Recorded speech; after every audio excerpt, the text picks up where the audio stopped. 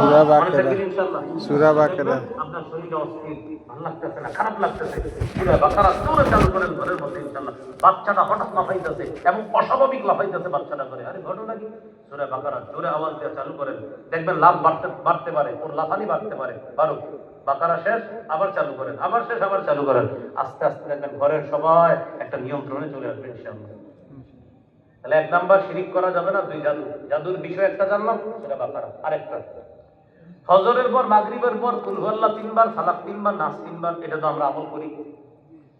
যোহরের পর, আসরের পর, এশার নামাজের পর কুল হুয়াল্লাহ 1 বার, ফালাক 1 বার, নাস 1 বার। ফজর মাগরিবের পর 3 বার 3 বার, যোহর আসর এশার পর 1 বার 1 বার।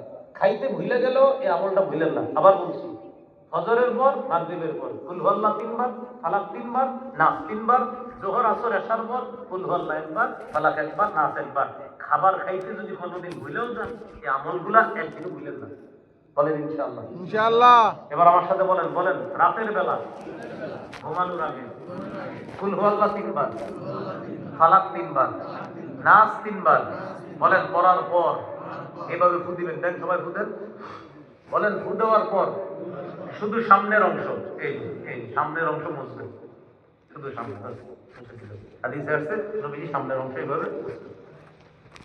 আল্লাহ আমাদেরকে নিয়মিত আমল করার তৌফিক দান করুন। আমিন।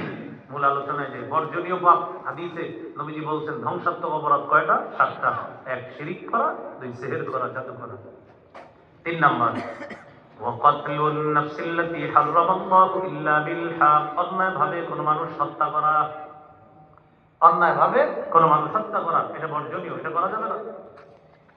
নবীজি বলেন মান কাতালা উসফুরান আবাসা, কোন মুসলমান যদি একটা চড়ুই পাখিকে অনর্থক মারে, একটা চড়ুই পাখি ছাদে বসে রয়েছে, যুবকরা এই দিকটা দেখতেছেন, যাওয়ার সময় বললেন আমার হাতটার নিশানা কেমন দেন, ভুলে ছিলেন তো, এবার মারলেন, চড়ুই পাখিটা ভুলে গেছে, মানে এমনি হুদাই আপনি হাতের নিশানা ঠিক করছেন।